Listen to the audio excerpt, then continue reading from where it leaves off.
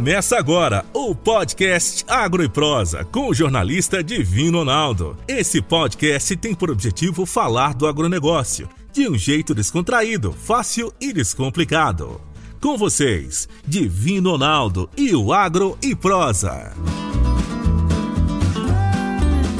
O meu entrevistado de hoje será Maurício Faganello, economista, professor da FGV, Fundação Getúlio Vargas, especialista em agromarketing e mais 1 milhão de coisas.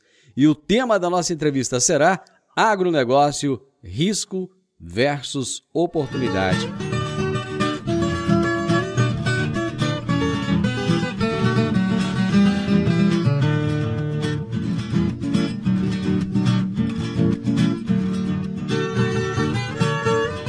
Maurício Faganello, prazerzaço ter você aqui no programa. Obrigado, Divino Ronaldo, obrigado pessoal que está ouvindo a gente aí na rádio, nos canais, das mídias sociais que você está por aí, né, Divino? E é um prazer muito grande estar falando com você. Maurício, começamos 2022 sempre com aquela história, né? Esse ano será melhor do que o outro, as coisas serão diferentes. Cara, mas acaba que parece que o tempo vai passando, os dias vão passando e os problemas vão acontecendo, né? Vamos pegar especificamente no agronegócio. A gente está com um problema seríssimo de seca no sul, está com um problema seríssimo de excesso de água em algumas regiões do norte do Brasil. Aqui no centro-oeste começa a colheita agora já a partir dessa semana e a chuva está bem intensa. Cara, será que vai ser um ano diferente mesmo ou será que os problemas serão os mesmos de sempre? Em relação ao clima, a gente já passou por isso antes, né, Divino? Um monte de vezes. Problemas, né? Várias vezes o produtor ele conhece esse risco. Ele sabe que esse risco do clima é um fator importante. Esse risco vai permanecer por várias safras, isso a gente... O importante é que, para mitigar esse risco, ele tem uma boa consultoria climática, né? E entender e acompanhar esse mercado de clima, que é um mercado importante, que afeta não só nós aqui, como os americanos, como os europeus, enfim, agronegócio no mundo inteiro. E aqui a gente está prestando atenção nessa estrutura climática que nós temos aqui. Eu acredito que pela nossa região é que a gente está vivendo agora um momento de chuva, um momento de apreensão, né? Mas eu acredito que a coisa, de acordo com o desenrolar do tempo, a coisa deve caminhar para o normal. O que acabou dando problema, essas disrupturas que tivemos nos últimos 2 anos, né? Então, talvez o tempero novo nessa história é uma preocupação maior nesse ponto, puxada por outras rupturas que tivemos há 2 anos aí, que vem afetando todos os mercados e não só aqui, no mundo inteiro. Bom, quando fala dessas rupturas, o que você acha que é mais impactante, o que é mais preocupante para o produtor rural? O custo. O custo do agronegócio, ele explodiu. Porque imagina o seguinte, Ronaldo, se acontece qualquer problema em um país, há uma oscilação nos mercados agrícolas. Em todos os mercados do mundo, mercados de commodities, por exemplo, há oscilações normais. Mas quando existe um problema localizado num país, aqueles mercados eles oscilam, mas não oscilam tão fortemente. O que aconteceu foi uma oscilação no mercado global. E as oscilações estão muito grandes. E principalmente na questão logística. Porque cadeias de fornecimento desapareceram. Muitos produtos pararam de ser fornecidos. A gente está falando de fertilizante, e nós estamos falando também de microchip. Se você comprou um celular Motorola, por exemplo, no período do ano passado não tinha. A Motorola aqui no Brasil não montou celulares para atender o mercado. Então não é só no agronegócio, é em todos os setores da economia, e o Brasil é muito afetado, porque a gente está longe dos mercados.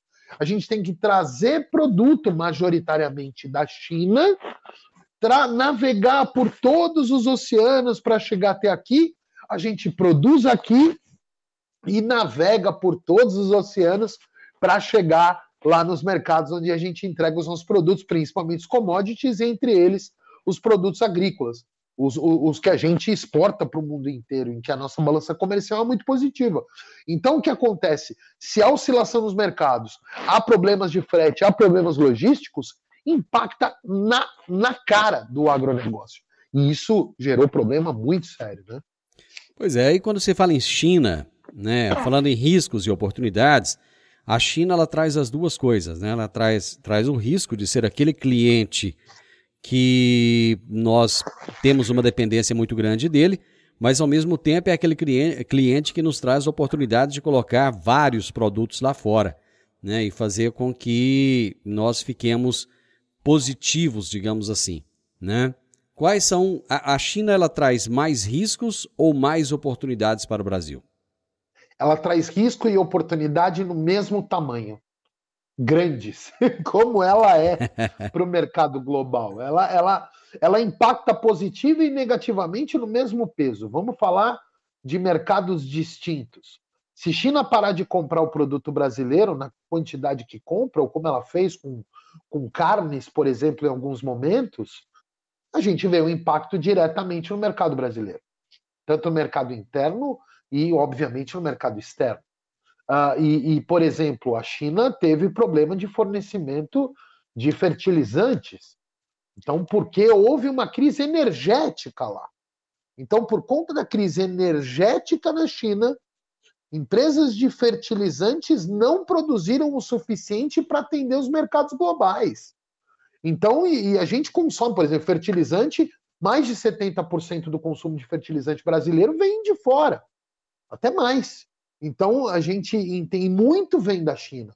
A China é um grande produtor. Então, a China ela impacta no custo, ela impacta na compra. Então, a China é um local que o nosso radar e o nosso farol sempre tem que estar apontado. Se a gente aponta um farol para a Europa, um outro farol para os Estados Unidos, o outro farol tem que estar apontado para a China, porque é um ponto de análise. Eu, pelo menos nos meus cenários, China sempre está no foco. O que aconteceu com esses caras, Faganello? Porque eles são muito bons, eles são muito competentes, que do nada, de repente, se descobre que os caras não tinham a infraestrutura energética suficiente para fazer com que o país continuasse a produzir.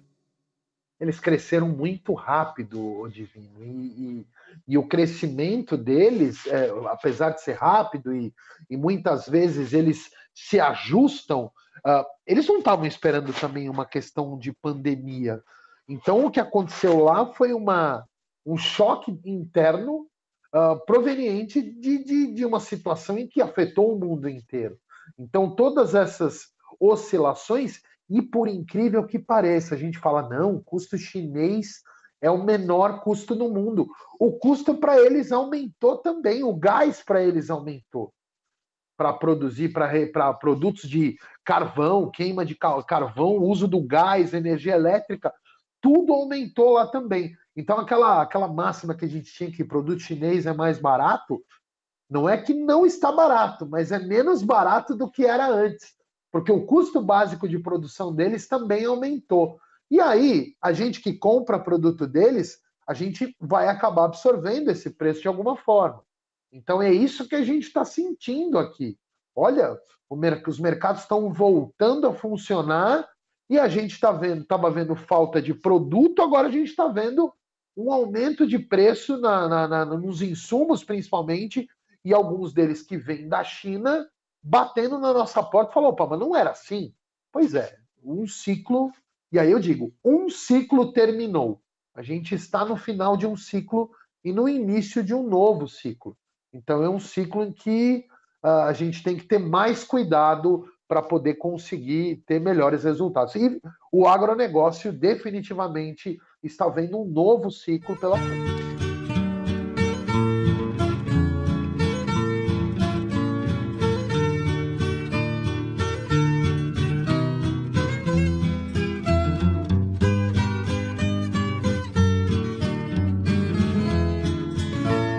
Você falou de um novo ciclo que está se iniciando agora e que o agro tem que se preparar para ele. Que ciclo é esse, Faganello? Bom, vamos falar do ciclo novo, mas antes a gente tem que falar de que ciclo nós estávamos vivendo. Só para deixar claro aqui. Divino, nos últimos 20 anos, a produção de milho e a produção de soja cresceu no Brasil exponencialmente. Se a gente for falar da safra de soja, só nos últimos 20 anos o crescimento foi de 148% em 20 anos. Nos últimos 20 anos, a safra de milho cresceu 441%. É um absurdo, era 2,9 milhões de hectares de área de produção, foi para 15,7 milhões de hectares. Então, assim, é um absurdo, é um crescimento absurdo. Então, se a gente fala de ciclos que estavam acontecendo, por exemplo, de 2002 até 2010, 11, safra 2-3 para safra 2010, 2011, o crescimento foi de 45% em soja. Aí, quando a gente chegou em 2011 até 2021, 2022, que a expectativa agora é de 144 milhões, 145 milhões de toneladas quase. Não vai chegar, não vai. Não vai chegar. Mas tudo bem, vamos falar 143, 142 milhões de toneladas? Nós vamos falar em 115% de aumento. Imagina que nos últimos 20 anos, os primeiros 10 em soja cresceram 45%. E agora, nesses últimos 10, vai crescer 115%. É o dobro do crescimento no período. A gente não vai conseguir, principalmente porque as áreas, principalmente na soja, tá? Por que a gente está no final de ciclo? Porque a gente estava acompanhando uma produtividade crescente, crescia a produção, crescia a área plantada, crescia a produção, crescia a área plantada e, consequentemente, a gente tinha um maior número de área plantada, a produção crescia. E é aquela conta das sacas por hectares, né? Qual que é a produtividade média? E aí, quando a gente começou a montar esse cenário agora de 2022, analisando não só os números da FAEG, como os números do Carlos Cogo, como as diversas referências de nome importante no mercado, a gente chegou no mesmo número, de 3 a 3,2% na queda da produtividade média em tonelagem por hectare. Se a gente for calcular a tonelagem produzida pela área plantada, a produtividade média em relação ao mesmo safra do ano passado caiu em 3,1%. Você fala, pô, mas o que aconteceu? Teve questões de clima, teve questões de produto, enfim, diversos pontos que fizeram com que a gente apontasse agora com essa queda de produtividade em 3%. Aí você me faz, aí já vou te adiantar a pergunta de mim. O que nós temos que fazer quando essa produtividade cai? A gente tem duas coisas aí envolvidas. Como é que a gente gasta e para quem a gente vende. O mercado, ele é o que vai comprar o nosso preço. Alguns preços estão muito bons. A gente teve históricos de preços de venda, principalmente de soja, muito positivos, de milho também. Crescimento importante, mas tem que entender que a desvalorização do real também foi importante. E aí o que acaba acontecendo, principalmente em relação a essa história do dólar e dos preços que daqui para frente aumentam. O produtor que está vendendo o produto no mercado, ele não sabe, ele sempre fica monitorando os preços de mercado para poder posicionar o melhor momento da venda. Então esse é o lado da venda, ele vai continuar fazendo da mesma forma. O que ele pode mudar, e que eu acho que é um ponto muito importante, é ele olhar melhor a estrutura de custos dele. Porque principalmente o que aconteceu nesse último ciclo, esses ganhos que ele teve acabaram mascarando algumas ineficiências no processo de produção. Você pode citar alguns exemplos dessa ineficiência?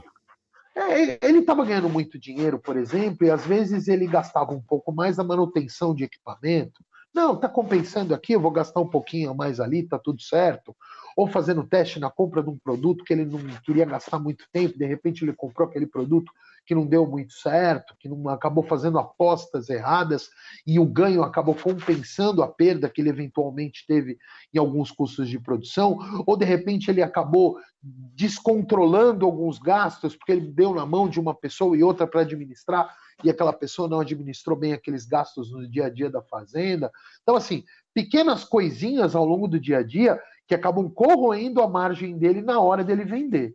Então, já que nós crescemos e você acabou perdendo um pouco a mão, por quê? Ah, não, o ganho compensou, tá valendo a pena, não tem problema, eu perdi um pouco. Nesse período novo agora não vai mais ter essa folga tão grande quanto a gente teve. Então é importante alertar o produtor para ele olhar muito bem a sua estrutura de custos. Ele avaliar como essa estrutura de custos está funcionando. E de que jeito que ele pode olhar isso também. Os processos que ele utiliza na fazenda dele estão bem documentados, estão bem mapeados, a equipe sabe fazer o que precisa fazer, está todo mundo bem comunicado, a informação está bem estruturada dentro da fazenda, o consultor ou a equipe que auxilia ele está conseguindo passar para quem realiza o trabalho de forma assertiva e positiva para ele obter os melhores resultados e reduzir mais os custos de produção, ou ele ter custo de produção em que ele consegue ter melhor produtividade, de repente gastar menos, gastar a mesma coisa, porque economia não é só gastar menos, economia é gastar melhor, é gastar bem o recurso que você aplica. Então, é olhar bem essa questão, principalmente custos e processos. Porque se você olha custos com um olhar muito crítico, muito detalhista, e processos de uma forma bem estruturada, bem analisada, em que todo mundo da fazenda entenda, o cara da máquina, quando ele devolve a máquina, ele faz a inspeção na máquina para saber se está tudo certo, ele fez a limpeza do equipamento, está tudo de acordo, porque evita gasto de manutenção.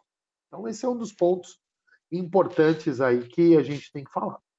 Bom, uma outra questão, Faganello, é mercado, né? É economia, né? Não é nem mercado, é economia. Para 2022, a inflação continuará alta e o dólar cai ou não? Você sabe, Divino, que tem duas coisas que o Brasil exporta muito, né? Uma é commodity. Isso. A outra é taxa de juros. Ah, é? A gente é bom de exportar a taxa de juros, porque o americano é doido para trazer o dinheiro dele para cá quando a nossa taxa de juros está alta. Né? E é o que aconteceu na economia brasileira. E a taxa de juros ela é um fator importante para equilíbrio da taxa do dólar. Então, se eu tenho mais dinheiro proveniente do exterior entrando no Brasil, olhando uma perspectiva, eu vou botar dinheiro no Brasil, porque eu estou com 9,5% de taxa de juros e a economia americana está a 2, 1, 5, sei lá, mas é menor aqui onde eu estou e eu vou levar para o Brasil porque está me remunerando dinheiro maior. E esse dinheiro acaba vindo para cá e impactando na conversão da moeda. Ainda existe aquele medo do mercado de que a nossa economia não seja tão estável, por exemplo, quanto a economia americana, que não seja tão seguro colocar o dinheiro aqui como é seguro colocar o dinheiro, por exemplo, nos Estados Unidos? Existe o reflexo disso imediatamente a taxa de juros. A taxa de juros é o reflexo, se você comparar a taxa de juros brasileira e juros norte-americana, a taxa de juros brasileira e a taxa de juros americana, ela é exatamente o reflexo disso. Ela é o reflexo desse momento em que a gente olha que a economia brasileira precisa de dinheiro para poder equilibrar a sua situação econômica diante dos outros países do mundo. Então, primeiro, em relação a dólar, por exemplo, que a gente pode falar de uma situação... o dólar ele não deve baixar dos R$5 para 2022. Agro e Prosa, falando do agronegócio de um jeito descontraído, fácil e descomplicado.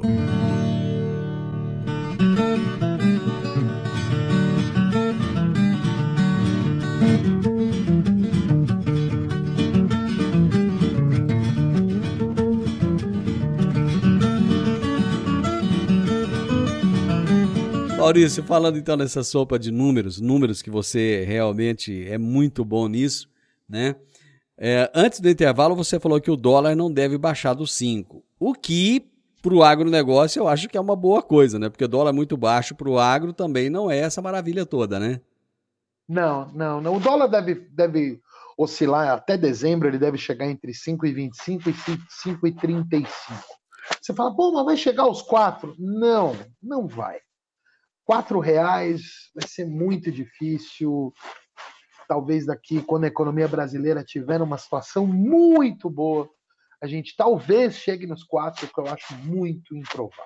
Podemos afirmar que a economia brasileira está boa ou não?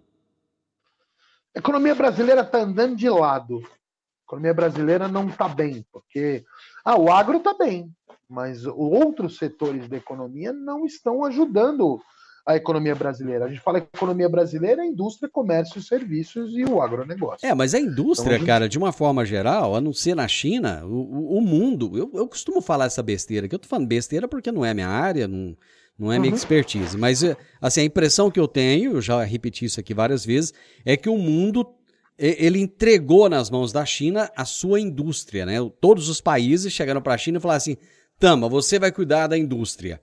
E todo mundo se sucateou. O Brasil mesmo deixou sucatear tudo, acabou com tudo. Como retomar isso, eu acho quase que impossível, né? Então a indústria do mundo, a impressão que eu tenho é que ela tá de mal a pior cada dia mais. A gente tem que olhar também de um olhar um pouco diferente. Eu vou fazer a seguinte comparação. Da mesma forma como a gente fala que tudo a indústria jogou para o chinês, o francês ou o alemão fala, não, a gente jogou toda a produção de soja para o Brasil e para os Estados Unidos. Eles podem falar a mesma coisa. Sim. Então eles vão falar, inclusive eles usam esse argumento para nos pressionar de diversas formas. E a gente usa também o argumento dizendo que a indústria está sucateada. Por quê? Porque realmente a China foi muito mais competente que nós na produção de insumos industriais. Sim. E eles têm uma vantagem que é o tamanho do mercado deles. Isso deu uma vantagem de escala enorme. Para a indústria é escala. E nós também nos damos bem vendendo commodities para a China, não só agrícolas, mas também outros produtos, China, Japão, minério, a gente atende a Ásia de uma maneira intensiva, porque a gente produz produtos primários e nós atendemos eles muito bem.